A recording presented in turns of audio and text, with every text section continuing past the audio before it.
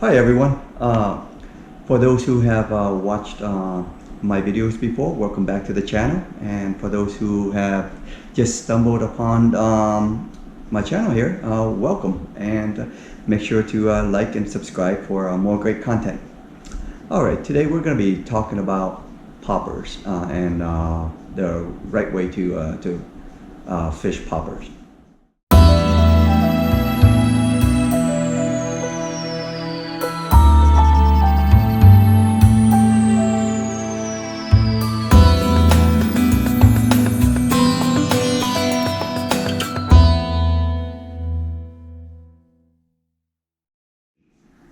In Southern California, popper fishing is relatively new.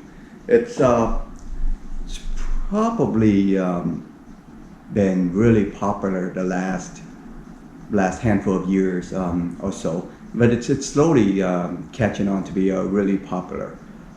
So today we're going to be discussing about the tackle for popper fishing, the type of poppers, and then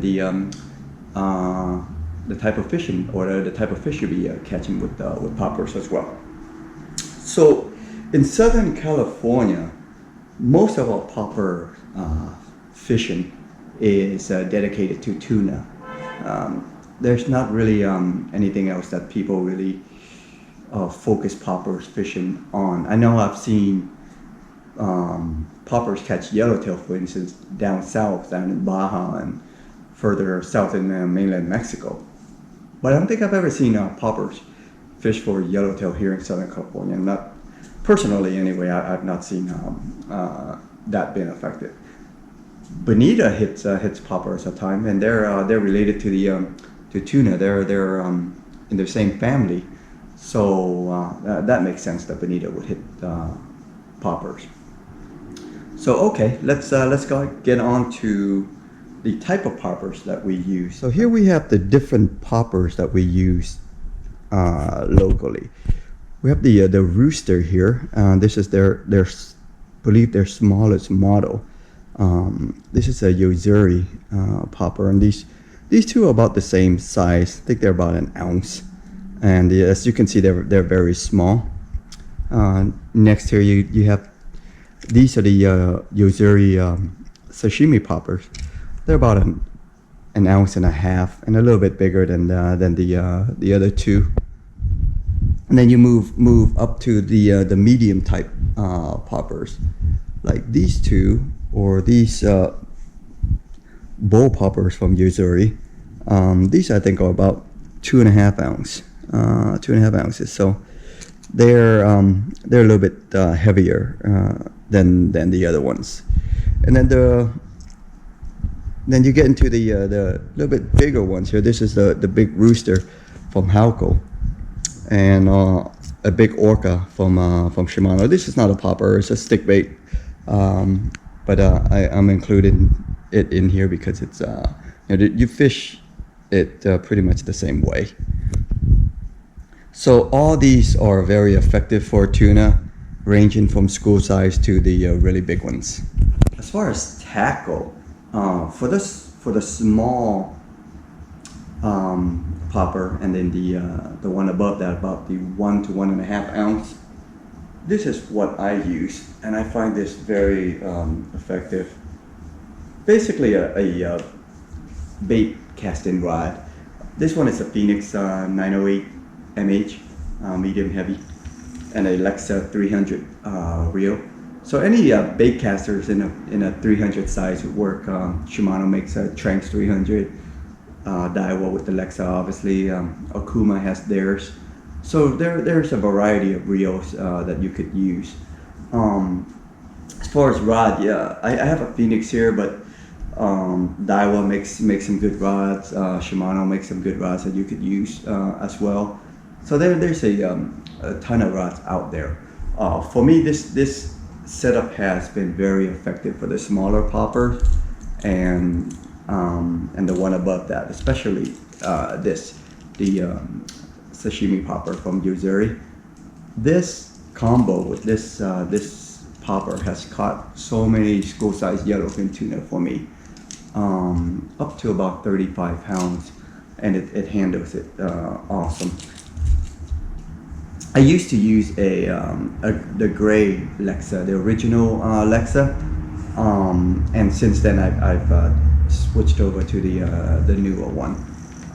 But if you happen to have the gray one, that works as well, and they're really economical.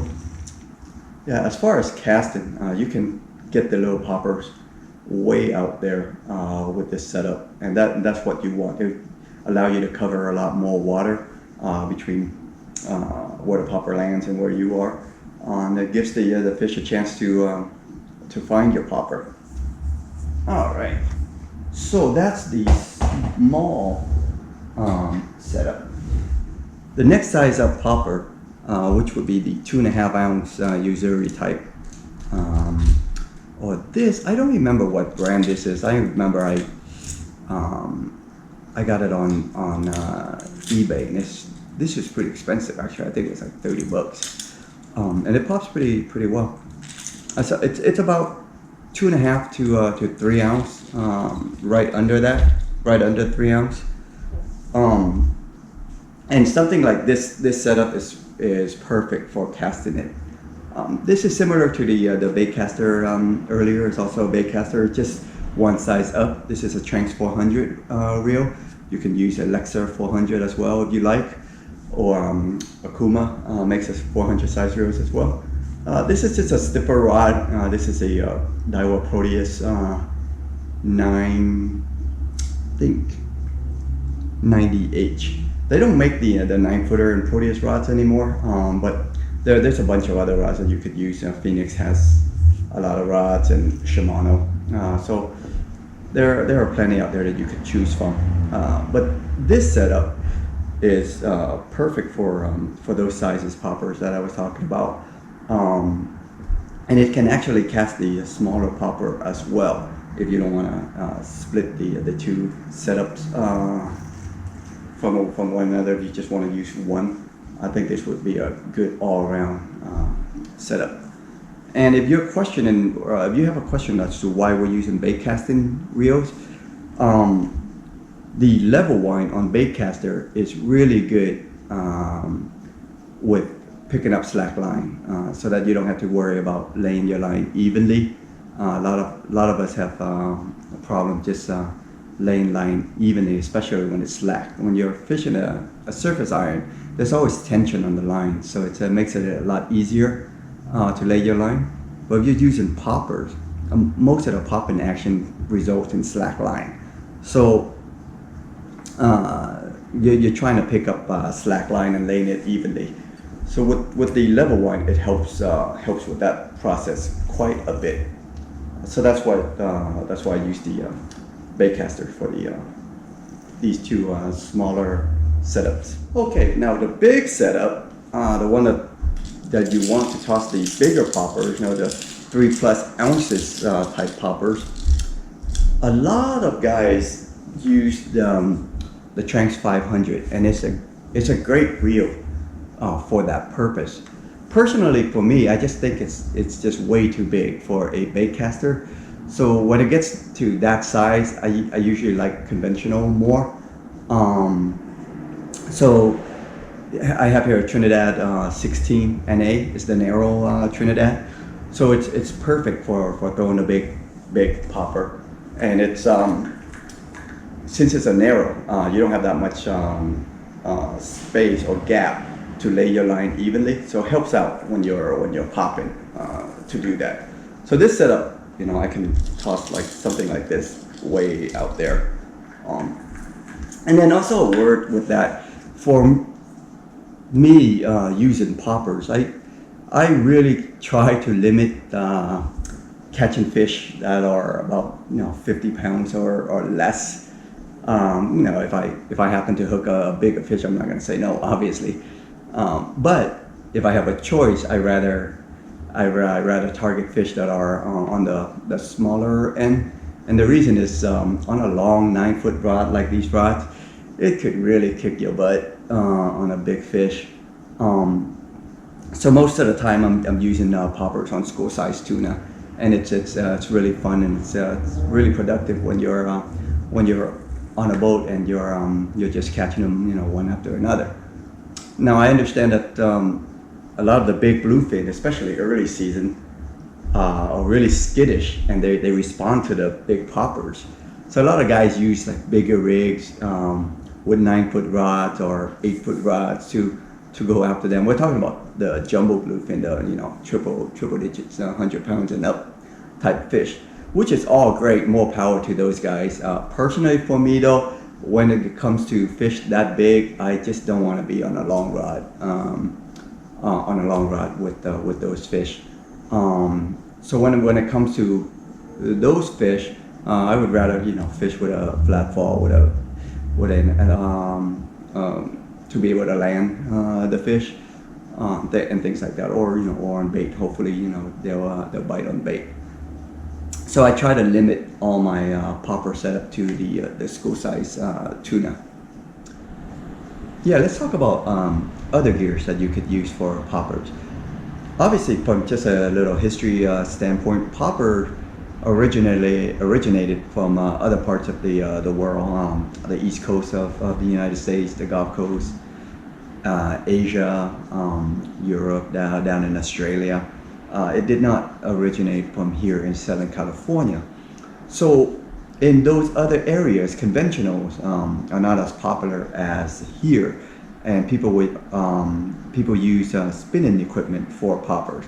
And ideally, I think spinning equipment is way better as far as just controlling the poppers, controlling the pop, compared to bait casting and conventional.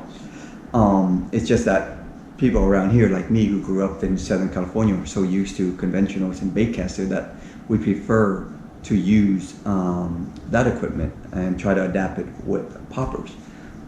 Especially if you're a new person and your casting skill isn't that great, you'll be casting with a spinning rod. It's almost automatic, especially with the lightweight poppers.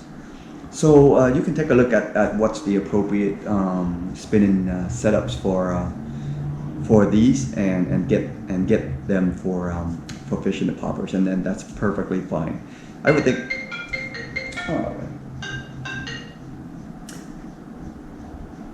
I would think that a size of 5,000 spinning reel would probably be great for the smaller poppers. Say an 8,000 spinning reel would probably be good for the medium ones, and a 10,000 or 18,000 for the really big ones. So yeah, don't be afraid to use spinning equipment for these poppers. So let's talk about the rigging.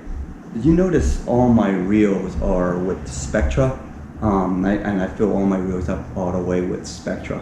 And for poppers, I use a monofilament top shot, usually 40 pound, even for the little one, unless it's really small like these. I might use 30-pound test as the leader. And the reason is this: you can get away with using heavier leaders because most of the time your line, when you're popping, your line is above the water or right on the surface, so it doesn't really affect the fish as far as the fish seeing the line. So I haven't found it to be the case anyway. So you can pretty much use whatever you want for that. And that's the reason why I was able to, like the first bait caster I mentioned earlier, land fish up to 35 pounds on it, even though it's essentially a bass rod that I was using. So that's my setup as far as line. As far as strategy goes, there are different ways to fish the poppers, and many people have different philosophy and different ways of attacking. I'll share what I do. Usually, when there are surface activities, there's fish boiling around, especially offshore, when you're pulling up to a stop and fish are boiling around. That's a great time to throw the popper. Make a long cast out there. You could do a variety of retrieves. You can do a steady pop all the way back to the boat, and sometimes that'll get them to bite. You can do a pop and pause. Pause a couple of seconds. Pop, pause, pop, pause, and that would work. And you can vary your speed between the pauses to see what's working for that day. And sometimes, what they want is something like a violent pop, a really big violent pop, and then just let the popper sit for 2 or 3 seconds. And oftentimes when the popper is sitting between those big pops, it'll get hit. For some reason, that works. Don't ask me why. I don't know why, but it has worked for me, so I'm sharing it with you. As long as it works, I'm all good with that. So those are the some of the ways that I fish poppers. Hopefully, any of you guys that are watching this video that have other ideas or what you do personally to fish poppers, go ahead and share in the comments so we can all learn from one another and become better fishermen. All right, thank you for watching. Again, make sure to subscribe and like the video. Thank you so much. See you next time.